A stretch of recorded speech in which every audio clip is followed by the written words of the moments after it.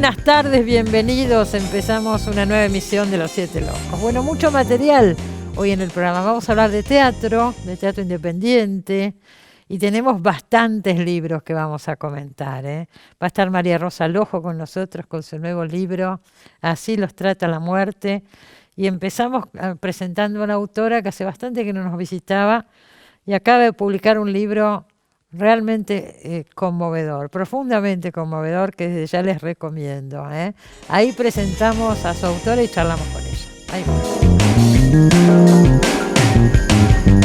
Paula Pérez Alonso nació en Buenos Aires en 1958. Editora y escritora, estudió periodismo y letras y es autora de las novelas No sé si casarme o comprarme un perro, El agua en el agua, Frágil y El gran plan. Caidú es su último título publicado.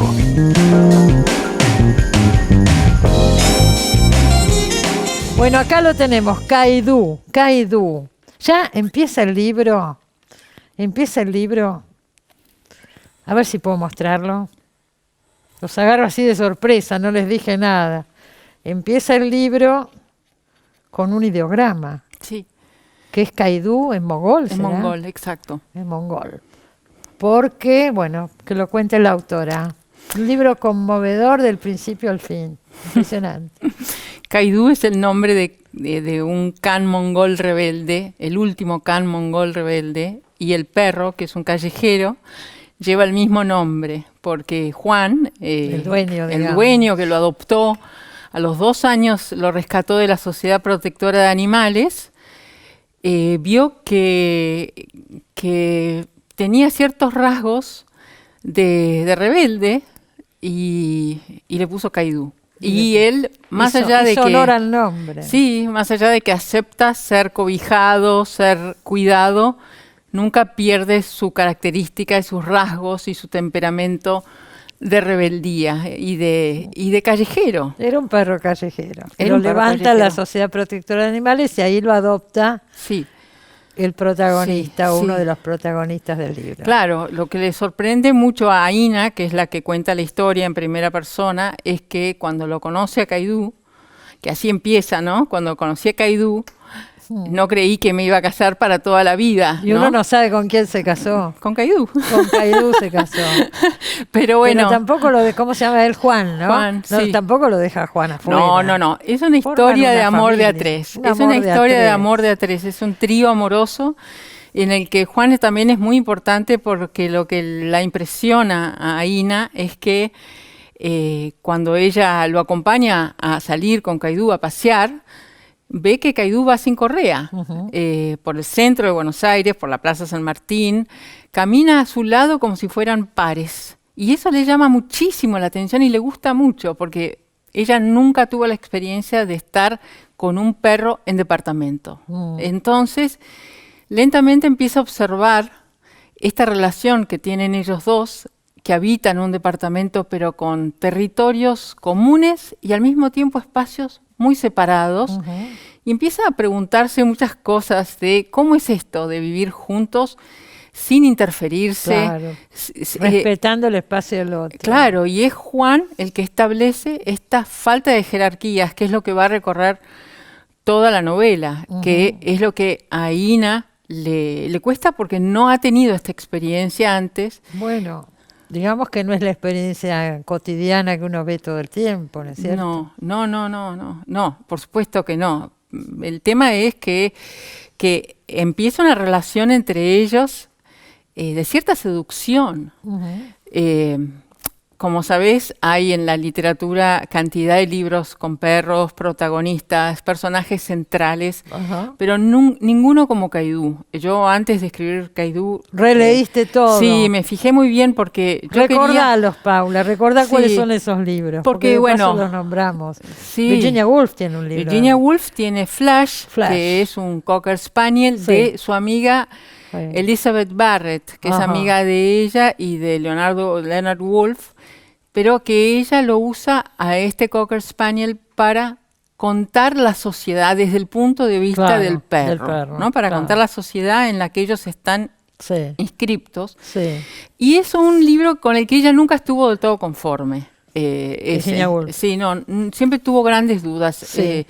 También, bueno, tenemos Michael, el perro de circo, que es de Jack London, que es soñado. Es un libro soñado que leímos cuando éramos chicas. Sí. ¿No? Y después están el de John Berger King, está Tombuctú de Paul Auster. También. Y también hay uno de Stefan Zweig que es muy interesante porque es bastante terrible, que se llama Fue él, entre signos de pregunta. Y es un perro que con una familia, ¿qué pasa cuando aparece un bebé? Sí. Entonces, el único libro con el que Caidú está emparentado verdaderamente, porque todos estos libros tienen que ver con que un perro es compañero, es alguien que te tranquiliza, que de alguna manera es la mascota. Es la mascota, claro. Y yo... esto no tiene nada que ver. Nada que ver con nada eso, que ver con una porque la mascota está cosificada, ¿Seguro? Es una función dentro de un núcleo familiar, sí, digamos. Además hay una escala jerárquica. Hay una escala jerárquica y la mascota aparte tranquiliza. Y Caidú lo que menos hace es tranquilizar. Es como si pusiera una bomba en la vida de Aína. Pero lo hace sin intención de escandalizar a nadie. No, justamente, esa me parece que es la gracia, porque bueno, te decía que está emparentado con mi perra Tulip, de Joe Ackerley. Mi perra Tulip es un libro corto, es una novela corta, que es bastante basada en la autobiografía de él, que tenía una perra que se llamaba Queenie, que era el centro de su vida, y no hacía nada sin tener en cuenta qué iba a hacer con Queenie. Incluso tiene otra novela que se llama Mi hermana y yo, y su hermana era una psicótica de la que él en algún momento se hace cargo y la lleva a vivir a su casa, pero la hermana lo vuelve loco porque la hermana está celosísima de la perra. Entonces, bueno, está emparentada con Tulip, porque hay un erotismo, hay una relación amorosa, hay una relación... Pero hay un erotismo acá, porque... Digamos, no, hay un deseo que circula entre ellos tres que no necesita ni ser consumido ni consumado, que es lo que mueve, digamos, esa relación que se establece, que es tan... Es un amor profundo. Es un amor profundo y que ella, que de alguna manera viene bastante formateada, ¿no? Muy estructurada. Sí. Ella dice, bueno, a mí no me hablen de proyectos. Ella está bien como ella vive. Y de pronto empieza a preguntarse muchísimas cosas y se da cuenta de que con la razón no llega a ningún lado. De que esta especie de reino de la razón que la ha ayudado hasta ese momento no tiene nada que ofrecerle. Es el tema del libro, pienso. Sí, porque el libro, mira, yo cuando lo escribí no me propuse todos estos temas, pero después de escribirlo me di cuenta de todo lo que también estaba ahí, ¿no? Que es correr al hombre del lugar de como el epítome de la creación, la expresión más perfecta, correrlo completamente. Entonces esta cosa de... Miremos desde otro lado. Claro, y por eso de alguna manera me parece que Caidú está gustando tanto, porque me impresiona la cantidad de lecturas diversas que recibo. Se merece el libro ser leído por la mayor cantidad de gente posible. Porque moviliza en eso, en que ya la relación hombre-animal está puesta en cuestión, porque siempre que uno habla de lo binario, siempre hay algo que esta diferencia siempre tiene una connotación de superior, inferior, de bueno, malo, otra cosa, bello. Paula, seguramente lo habías escrito antes, pero la pandemia también resignifica lo que pasa en este libro. Sí, seguro. Sí, yo lo escribí en 2018. La relación con la naturaleza. Claro, y ahora todo eso se resignificó. Yo lo escribí en 2018 y de pronto me encontré con que empecé a leer a Donna Haraway, por ejemplo, esta filósofa maravillosa que habla de las especies compañeras y habla de esta cuestión de la paridad en el trato con las especies, con las distintas especies, y que el hombre o las mujeres, pero viste que siempre se dice el hombre porque las mujeres nunca estuvieron asociadas tanto a la dominación. Entonces, es así. Entonces, ella dice justamente toda la corriente, que también hay muchas otras filósofas buenísimas, como Rosy Braidotti.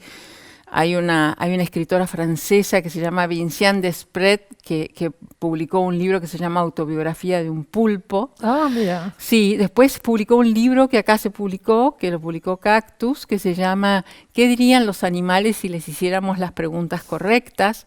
Entonces, todos estos, y también está Bruno Latour, Philippe Descolas, hay todo un movimiento que se está preocupando, porque si no nos corremos de ese lugar de centralidad, bueno, la pasás muchísimo peor. Porque, sin duda, bueno, estamos viendo también, ¿no? Porque con la razón no llegás a ningún lado. Ahora, ¿sí? vos cuando te sentaste a escribir el libro, ¿no pensaste en nada de esto? Vos querías contar la historia de Sí. una mujer y su perro. Yo quería contar eso. Vos tenías un perro, supongo. Yo quería algo contar pasa. esto porque, mira, a mí me pasaba que sentía que era algo bastante único, bastante particular, y que nadie había escrito esto. Nadie había escrito Bueno, algo. vos tenés un libro que se llama No sé si casarme o comprarme un perro, que es Claro. muy distinto a este. Muy Yo cuando distinto. tomé este en mis manos, pensé que era un libro en el estilo de aquel que tuvo tanto éxito hace unos cuantos años ya. Fue tu primera novela. Fue mi ¿no sé? primera novela. Pero nada que ver con este. Nada que ver, nada que ver. Me encanta que lo traigas acá porque Sí. la verdad que están emparentados no solo por el tema del perro, sino porque aquella novela tenía ese título tan impactante, pegó pero muy fuerte en ese momento. pero era bastante densa toda la historia. Sí, claro. y no era una novela fácil, pero sí tenía, evidentemente fue algo disruptivo. Sí. Fue algo disruptivo porque yo cuando lo escribí y puse ese título no me daba cuenta de que había Sí. el malestar que había en la sociedad en relación también a los formatos, Sí, sí. a las estructuras, a las convenciones. Y de pronto cuando la novela no paraba de vender y se reimprimía, me sorprendió muchísimo porque no me daba cuenta, yo no era nada consciente de lo extendido y lo profundo que era ese malestar. Claro, ¿no? claro. Y por suerte creo que Ahora pasa lo mismo. ahora, por suerte, ese tema ya no, así hoy. Me refiero al tema Claro, de Caidú. exacto. De Sí. pronto, esta novela es disruptiva también, Sí, en ese es sentido, porque al que está estructurado, al que está muy, muy afincado en este mundo binario que hemos heredado de la educación platónica, que había un mundo de las ideas muy valorado y que estaba el mundo de las imágenes y de los sentidos era algo que por supuesto era inferior y que nos marcó a fuego y no nos va a alcanzar la vida para sacarnos eso de encima. Entonces, yo después de escribirla, leía a Spinoza. Y Spinoza justamente es el que viene a derribar y a desmontar todo lo que hace Platón y todo lo que hace Descartes poniendo la razón en el centro del mundo. Porque lo que demuestra Caidú es que uno, sin entender racionalmente algo, puede conocerlo de todas maneras, que no pasa por la intelección de las cosas. Bueno, a ese punto llega el libro y por eso conmueve tanto. Es muy difícil hoy con la literatura, pienso, llegar a ese grado de emoción que se llega con este libro. Realmente. Sí. Toca resortes emocionales fuertes. Sí, por lo menos sí. Eso me pasó a mí y supongo que a mucha gente. A mucha gente. Me impresiona la cantidad de gente que me dice, aparte de gente que es perrera, pero mucha gente que no es bichera, que no se conmueve con la naturaleza y sin embargo, y todo esto que yo leí después, ¿no? Que es Spinoza, que era algo pendiente que yo tenía, que quería leer. Pero eso fue después de escribir el libro. Me puse a leer Spinoza el año pasado y me di cuenta cuánto Nietzsche toma de Spinoza. Y Nietzsche está muy presente en este libro porque Nietzsche, sin ser yo consciente, eso todo me di cuenta después, dice que los animales me guíen. Él pone a los animales pero de una manera muy simbólica, ¿no? Pero los pone como en lugar de paridad con el hombre, ¿no? Entonces, él dice, la vida es inmanencia pura, y es lo que dice también Spinoza. No hay otro plano, no hay una promesa de otro plano, de trascendencia, de una promesa de lo que vendrá. Es acá, es lo que tenemos, es el mundo material, y es muchísimo. Y cuando Aína se da cuenta de eso, porque hay como dos partes en la novela, ¿no? Puede haber un mundo muchísimo más vivible, amable, habitable, cuando te das cuenta de que esto es todo. Y esto con es lo que hay. esto sí, es todo y es muchísimo. Ahora, el novio, Juan, que era ella conoce a Caidú por Juan. Sí. Se pone de novia, empieza a salir con este chico, y el chico vivía con este perro. Ahora, él tiene todo el tiempo una búsqueda en las culturas orientales, Sí. es antropólogo, Exacto. viaja por el mundo. Sí. Hay otra búsqueda que ella no tenía para nada, ¿no? No, para nada, exacto. La figura de Juan es muy importante. En el libro. Es muy importante, sí. Y me gusta que lo digas porque no es solo la historia de la relación de una mujer con un perro. Es una historia. Son los tres. Son los tres, porque Sí. él justamente en esas búsquedas, él siempre está buscando el otro, está buscando culturas que no son ni Europa ni Estados Unidos. Se va a Mongolia, se va a Asia Central, se va a Exacto. Australia, buscando las songlines de Chatwin, Sí. ¿no? Las huellas de los aborígenes invisibles, y él no tiene la mirada del dominador, ¿no? Del que busca el exotismo y entonces venir y contarlo, sino busca ser parte de eso, entenderlo desde otra manera. Y la relación entre él y el perro se había dado en ese código, y ella entra de afuera. Tal cual. Y bueno, es un tercer elemento que empieza a jugar, pero se incorpora también. ¿No Claro, es cierto? y ella que venía, digamos, estaba como encerrada en una cajita con sus prevenciones y su educación, bueno, le pasa una revolución adentro de la casa, porque ella se queda cuidando a Caidú cuando él viaja, en algún momento ella finalmente se queda cuidando a Caidú, y ahí tiene un gran descubrimiento sin salir de la casa. Descubrimiento de sí misma, claro, sobre todo. Claro, el tema es un poco eso, ¿no? Que el otro, ¿no? El otro que, digamos, siempre cuando es inquietante, bueno, ¿qué pasa cuando es inquietante? ¿Qué te parece? ¿Qué pasa? Entonces, cuando Caidú lo que tiene es que opera como un sensei, como un maestro japonés, que la induce a ella a salir de la cajita de la que está. Uno le toma cariño, le pone la cara que vio en la foto que aparece en la tapa del libro, y bueno, ese ya es Caidú. ¿Existió Caidú? Sí, existió Caidú, sí. Sí. Y supongo que sí, claro, porque cómo transmitir todo esto es una vivencia. Sí, es una persona muy importante, Caidú, sí. Es antes y después de Caidú. Felicitaciones, Paula, por esta novela. Ay, te agradezco muchísimo. Preciosa novela, la recomendamos con mucho énfasis. Caidú, de Paula Pérez Alonso. Gracias por haber venido. Gracias a vos, Cristina. Una alegría verte. Nos vemos pronto. Sí. Enseguida volvemos, no se vayan.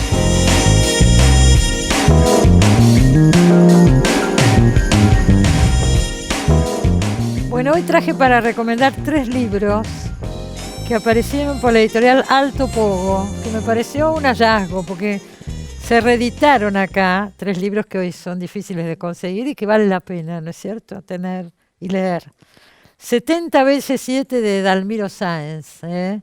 Este es el primer libro de Dalmiro Sáenz, lo escribió muy joven, en la década del 50, tuvo un éxito inmediato. Usted sabe que Dalmiro Sáenz fue en esa época de los 60 un gran bestseller de la literatura argentina. Eran esos personajes que eran famosos, más allá de los libros, aparecían en los medios, opinaban de todos los temas. En un momento que la literatura tenía una presencia mucho más grande en la sociedad, ¿no es cierto? Y Dalmiro Sáenz fue parte de esa generación. 2 cuentos de este libro, de 70 veces 7, lo filmó Torre Nilsson, con este mismo título, 70 veces 7, y con la actuación de Isabel Sarli, nada menos. una película de los años 60, con guión, por supuesto, como siempre, de Beatriz Guido y del mismo Torre Nilsson y también de Dalmiro Sáenz. Vale la pena releer a Dalmiro Sáenz. Tiene una novela excelente que se llama La Patria Equivocada, que siempre hemos recomendado mucho en Los Siete Locos. Bueno, su primer libro, 70 veces 7. Reeditó también Alto Pogo, Un Poeta Nacional, libro de Charlie Failing, un autor que murió muy joven y es una especie de autor de culto. Yo creo que lo nombra María Moreno en su libro Blackout, que habla de tantos escritores. Uno de ellos me parece que es Failing, ¿no? Escribió 3 libros nada más y entre ellos Un Poeta Nacional, que remite, por supuesto, a la figura de Lugones. Y el último libro de estos que se reeditaron es King Kong, de Miguel Briante, otra especie de clásico de la literatura argentina. Briante también, como Dalmiro Sáenz, irrumpió muy joven en el panorama literario argentino con un relato. Ganó un premio importante con un relato que se llamaba King Kong. Años después publicó la novela, pero tampoco es que Briante dejó muchos libros. Escribió Las hamacas voladoras, también en esos primeros años. Después dejó de escribir, se dedicó más que nada al periodismo, fue un gran periodista, en Primera Plana, en el diario La Opinión. Después fue crítico de arte muchos años en el diario Página 12 y dirigió durante un tiempo también el Centro Cultural Recoleta. Bueno, Briante murió de una manera absurda a mediados de los 90. Estaba arreglando el techo de su casa y se resbaló y se cayó y murió. Era una persona relativamente joven que daba para muchísimo más, ¿no es cierto? Bueno, yo me alegro mucho que se reedite King Kong, porque es una manera de entrar en el mundo de Briante y conocer sus obras. Les quiero decir que Briante estuvo varias veces acá en Los Siete Locos hace muchísimos años. Vamos a rescatar un fragmento de uno de esos videos y vamos a recordarlo pasando ese pedacito. Y bueno, estos 3 libros los estamos recomendando, vale la pena leerlos. Alto Pogo los editó. ¿Qué te dio y qué te quitó esta función pública? ¿Por qué la aceptaste? ¿Por qué seguís? ¿Qué te quitó de tu vida, de tu trabajo y qué te dio? Me dio un desafío, digamos, donde uno siempre está de afuera y criticando. Y entonces de pronto cuando te ofrecen modificar algo, y sobre todo en el terreno planteado fundamentalmente del centro como lugar de exposiciones, que también hay que modificar esa visión. Si uno tuviera tiempo, haría del centro algo mucho más multifacético, digamos. Tiene una capilla donde se hace música, donde se puede hacer teatro. Tiene muchas posibilidades ese lugar, es fantástico. Y de hecho se hace, y hay un departamento de música electrónica que habría que pegarlo un poco más a la sociedad, digamos, que está trabajando como un laboratorio y que en realidad tendría que llevar hasta Charly García a trabajar ahí. Son todas cosas que uno piensa que en una revista vos las haces de un día para el otro. Y en un organismo te das cuenta de que vuelve ese tiempo, ¿no es cierto? Porque cada cosa necesita un decreto. Bueno, ¿cuál es tu sueño? ¿Te gustaría irte con qué realizado ahí? Mira, yo creo que hasta ahora... Llego hasta acá, ¿hasta qué? El problema es ese del éxito en el fracaso, ¿no es cierto? En algún momento te tenés que ir, eso está claro. O porque estás abrumado o porque tenés otro proyecto. Yo ya quiero escribir, ya hace 3 años que no publico, 4, voy a reeditar 2 libros, bueno, pues ya un poco me da... Bueno, eso es lo que perdés, por eso te digo. Por otro lado, quiero hacer periodismo y bueno, no tenés tiempo, tenés que tirarte ciertas cosas, en algún sentido, ¿no? Es desgastante, ¿no? Y es desgastante. Bueno, y ahí la tenemos a María Rosa Lojo. Tanto tiempo, María Rosa, ¿cómo estás? Muy bien, Cristina. Feliz de poder presentar por fin este libro que estuvo demorado desde hace más de un año.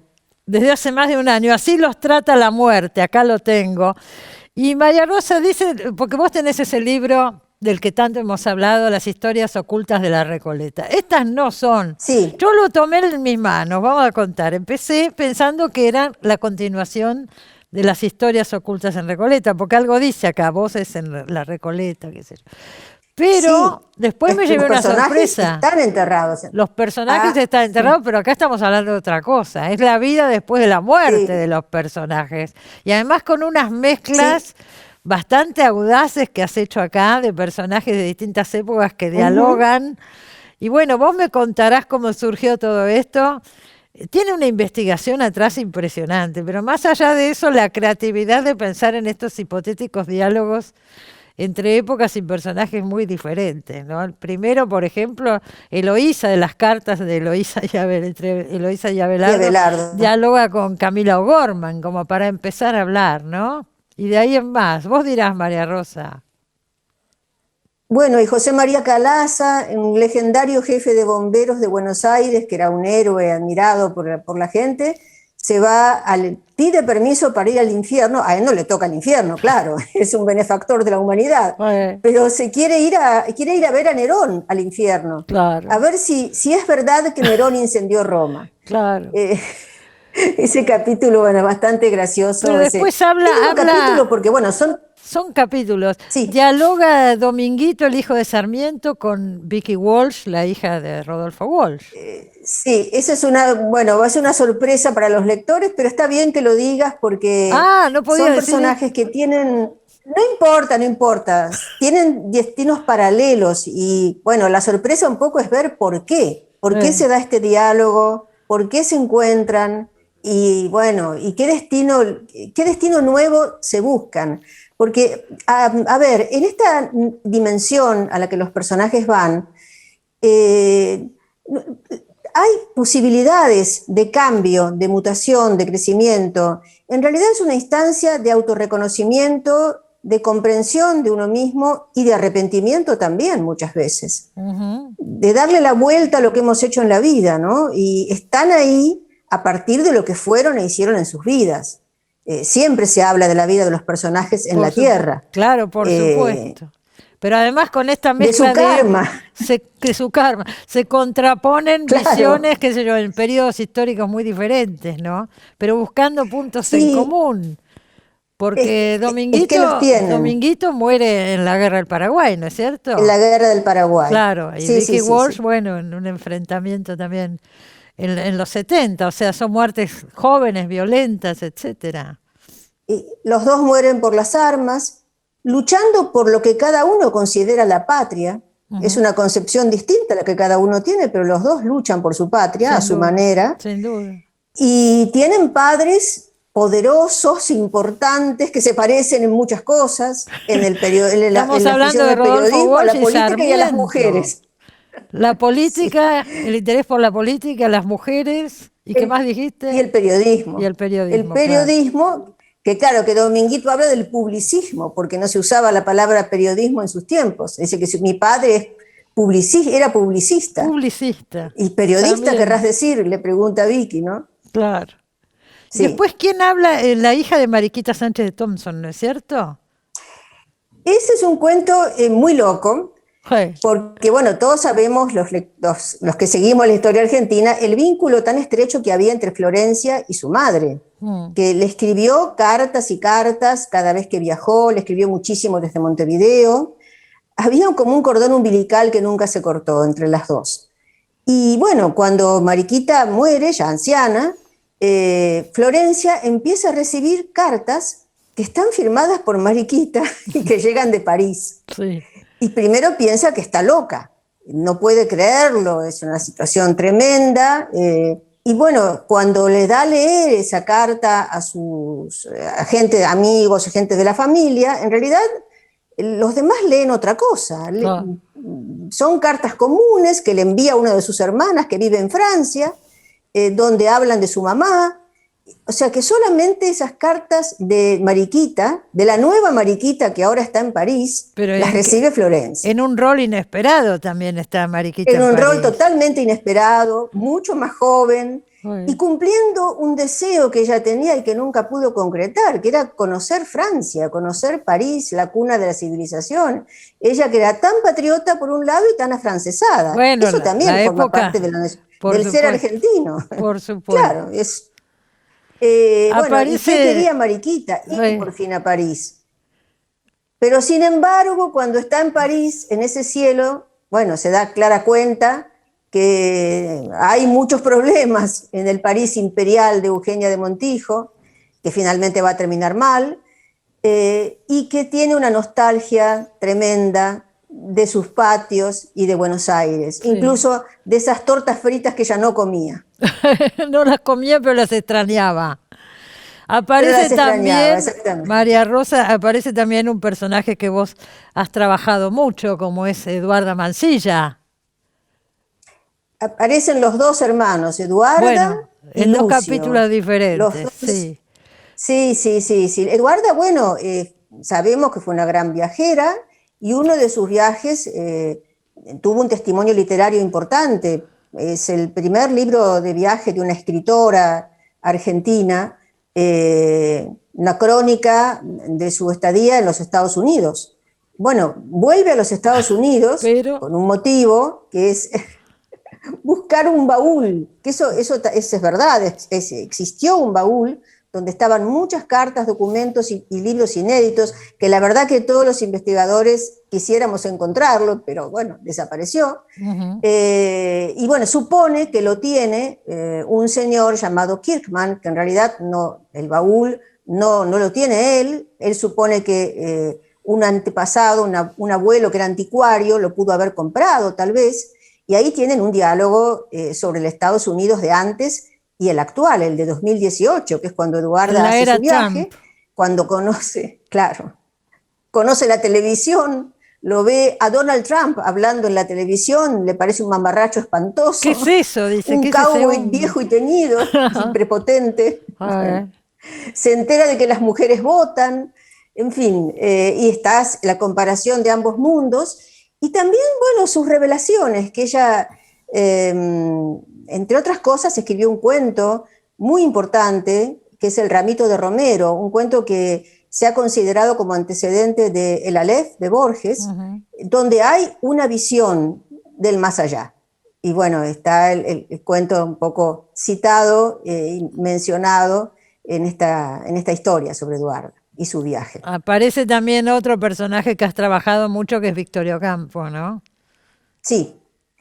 Pero Victorio Campo ahora es huésped en la ínsula de Fanny, que era su ama de llaves, querida ama de llaves, compañera de 40 años, que termina siendo casi una hermana mayor de Victoria, porque es alguien que la controla, la reta. Fanny es una persona de mucho poder en la vida de Victoria. Las dos se trataban.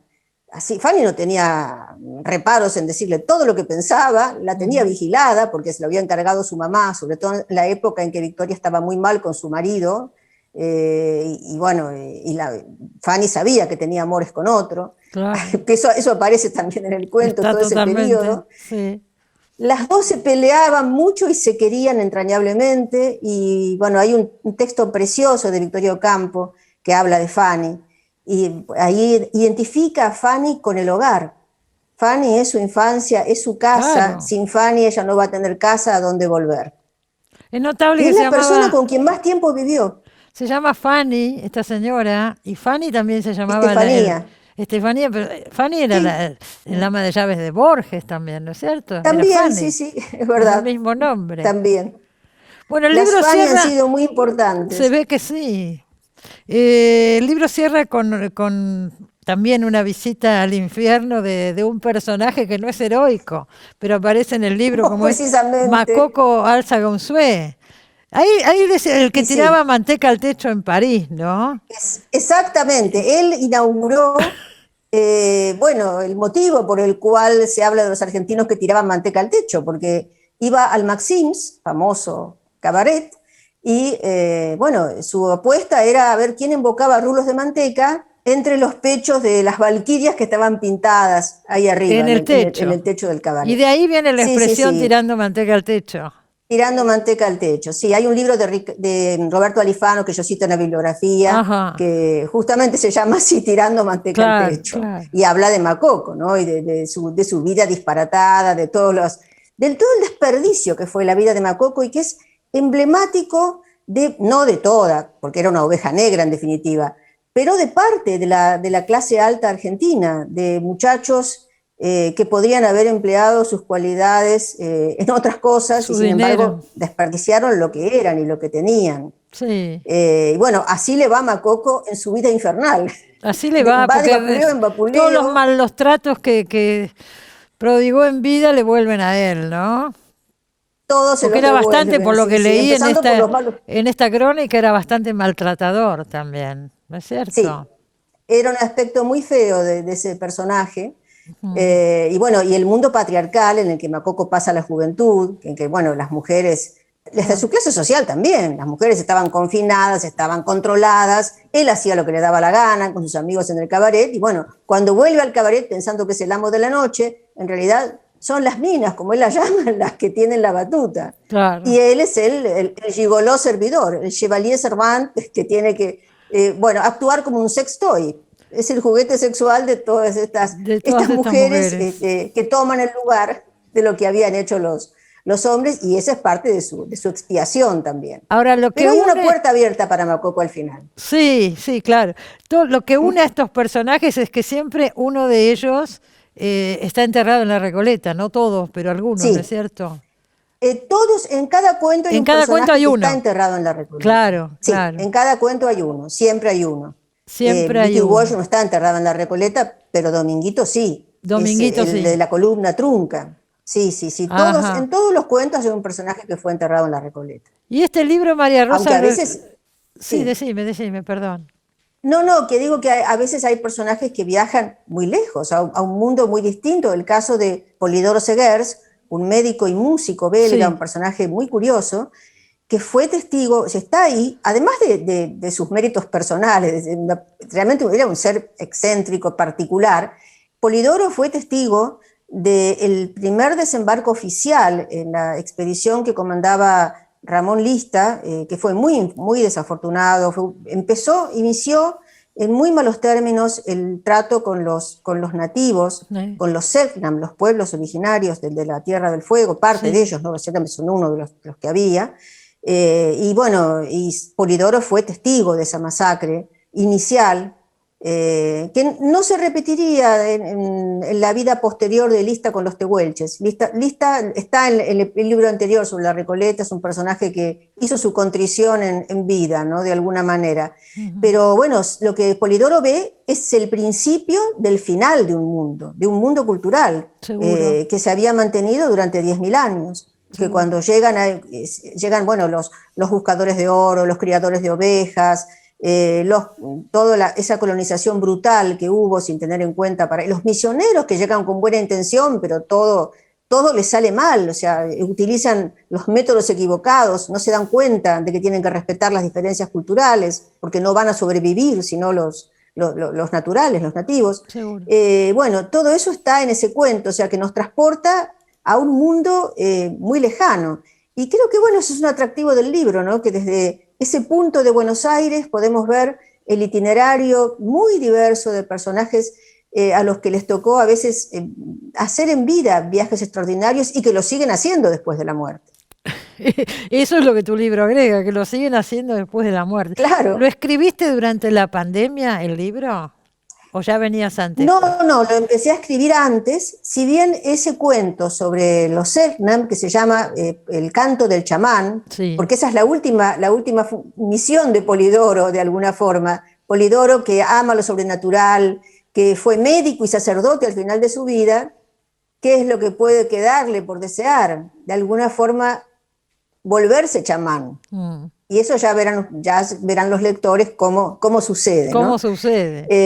Ese cuento sí lo terminé en la pandemia y fue una experiencia muy fuerte porque leí muchísimo sobre cómo justamente las enfermedades que los blancos traían, que los europeos traían, fueron una de las grandes causas de la mortandad masiva de estos pueblos. Claro. No tenían defensas contra ellas. Claro. Y ahora, bueno, estábamos nosotros mismos, que todavía no había una vacuna, todavía no se sabía cómo abordar esta enfermedad. Y bueno, también a la civilización, cuando ya creemos que no hay más peligros de esa naturaleza, sin embargo todavía existen y todavía somos frágiles y vulnerables, ¿no? ¿Cómo pasaste vos la pandemia, María Rosa? Porque no te veo desde antes de todo esto y no nos hemos visto más. Bueno, ¿cómo la pasaste? Con las angustias y los miedos que creo que hemos compartido todos, por un lado, o sea, contenta de poder estar con mi familia, más mi pequeña familia, con mi marido y nuestro hijo menor, que hizo teletrabajo toda la pandemia y está en casa todavía. Contenta de tener una casa también, que lo valoré enormemente. Yo vivo en Castelar, cosa que me ha traído algunos inconvenientes, como todas las personas que, bueno, estamos a distancia de la capital y hacemos cosas en ella. Pero lo valoré muchísimo en este periodo de encierro, ¿no? Dentro de todo, la casa, el espacio, el verde, la posibilidad de caminar todos los días en un lugar muy tranquilo, con muy poco tránsito. Eso, bueno, fue un alivio. Y después, bueno, extrañando muchísimo a mis amigas, mis amigos, mi hija, que la tengo perdón, mi hija que está en Berlín. Está en Berlín. Y que no, hace mucho que no nos vemos. Claro. Vive en Berlín, sí, no nos hemos podido ver hace años que ya no nos vemos.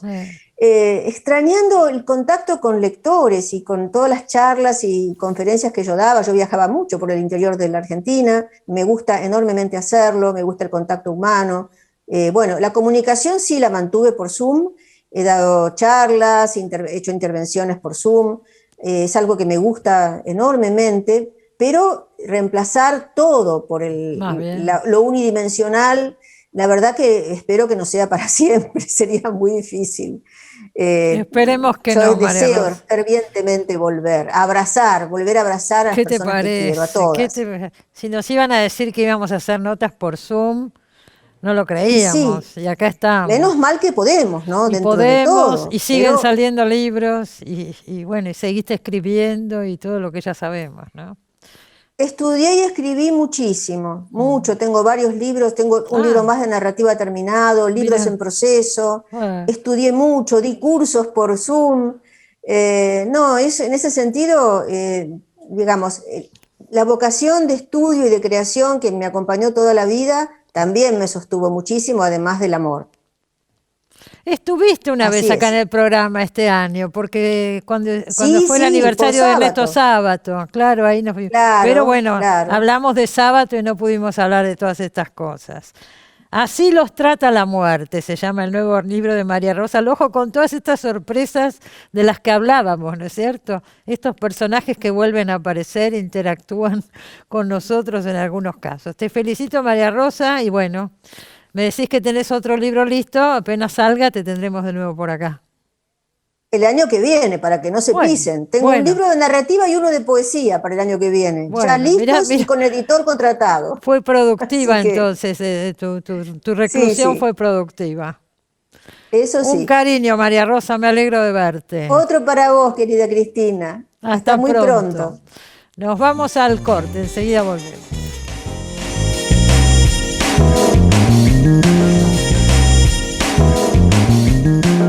Bueno, vamos a hablar un poco de teatro ahora. Lo tenemos a Gabriel Trípodi. ¿Cómo estás, Gabriel? Hola, Cristina, ¿cómo estás? Un gusto saludarte, como siempre. Como siempre. Estuviste viendo algunas obras de teatro que me gustaría que comentaras. La primera es El Montaplatos de Pinter, de Harold Pinter, ¿es así?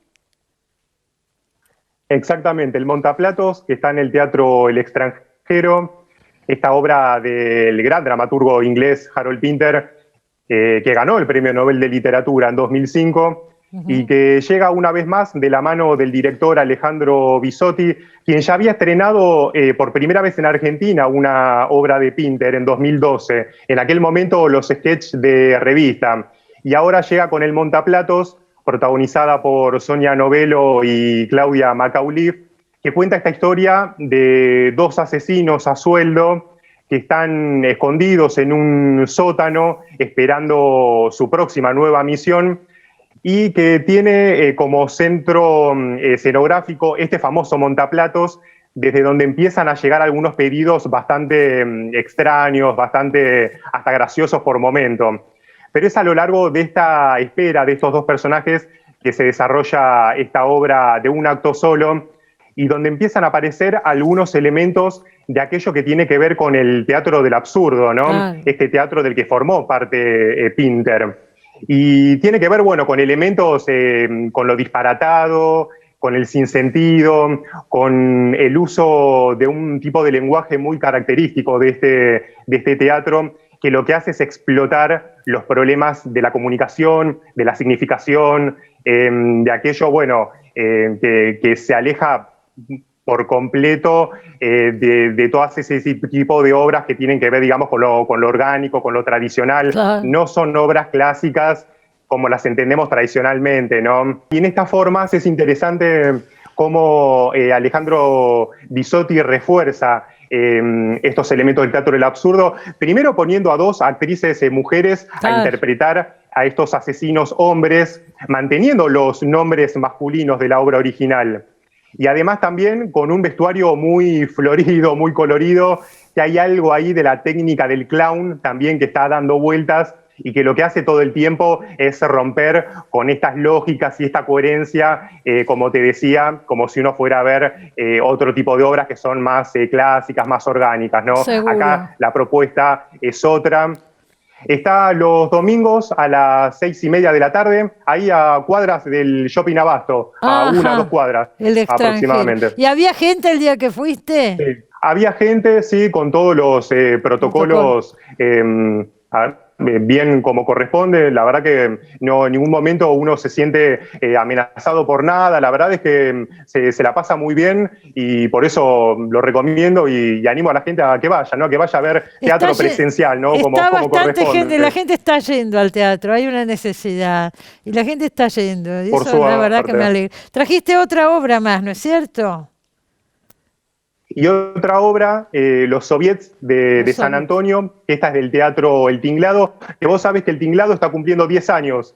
Están de festejo por esta primera década en las artes escénicas, sí. Y la verdad que lo están festejando con todo, con varias obras muy buenas, entre ellas Los Soviets de San Antonio, esta obra escrita por Víctor Wiener, dirigida por Mariano Docena, sí. Y que protagoniza Ana María Cores, con un elenco muy divertido. Es una comedia que narra la historia de un tal Guillermo que abandona su pueblo natal, San Antonio, por motivos no del todo muy claros, y los espectadores lo encontramos ya instalado en una pensión muy venida menos, muy de mala muerte, como se dice, pero con su único tesoro, que es la colección de la revista Todo es Historia, la emblemática publicación de Félix Luna. Sí, cómo exacto. No.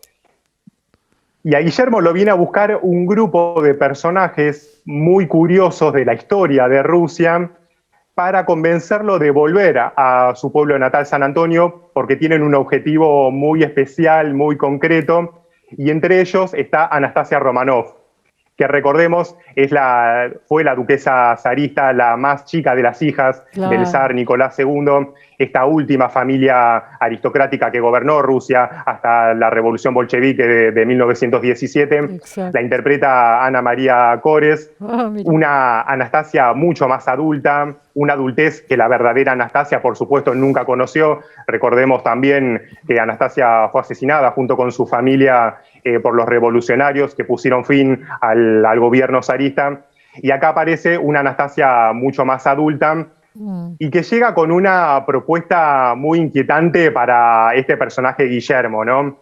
En relación con este objetivo especial que tiene este grupo. Me voy porque se nos termina el programa. Gracias, Gabriel. Nos vemos pronto. Muchas gracias. Nos vemos. Bueno, nos despedimos, se terminó el programa, nos vemos como siempre el sábado que viene en Los Siete Locos. Un montón de cosas de las que hablamos hoy, y todas valen la pena. Las obras de teatro, pero también estos libros de los que hablamos, el de María Rosa Lojo, el de Paula Pérez Alonso, la reedición de estos libros de la editorial Alto Pogo, todo material que les recomendamos desde acá de todo corazón. Nos vemos el sábado que viene. Buena semana. Chao.